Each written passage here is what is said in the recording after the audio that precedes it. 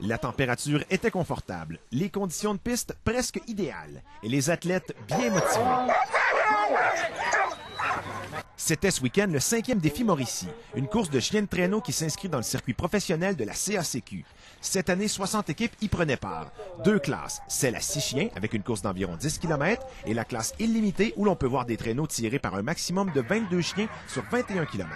Dans les deux cas, la combinaison mocheur-moteur doit être parfaite pour pouvoir réaliser le parcours avec des vitesses moyennes de 20 km/h. Les deux vont ensemble. Si tu as des bons chiens, mais tu sais pas comment les monter, comment les conduire, peut-être tu n'auras pas de résultat plus. Là. Les chiens, les pilotes, ça va avec, ça.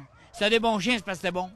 On a beau être le meilleur mocheur, avoir le meilleur des traîneaux, il faut aussi compter sur la combinaison d'athlètes la plus performante. Et pour ça, il faut traiter ces chiens comme de véritables Olympiens. Je les masse les épaules, je masse le dos pour les réchauffer, pour éviter les blessures et tout ça. Puis après ça, j'ai des chiens des fois qui ont des petites coupures en dessous des pattes parce que des fois la neige blesse le fond des pattes.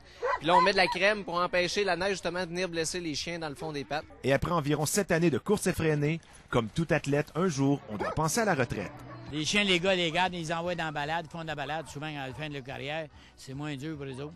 Souvent, on les utilise des fois pour la formation des jeunes. C'est souvent les jeunes qui commencent, les bébés, on les attelle avec des plus vieux qui ont plus d'expérience. Cette année, les champions sont Mélanie Bellerive et Hermel Bergeron, les deux de Charette. On estime à plus de 1000 le nombre de spectateurs qui se sont déplacés pour ces courses hors du commun. Et l'an prochain, on n'exclut pas la possibilité de s'ouvrir à d'autres classes de courses.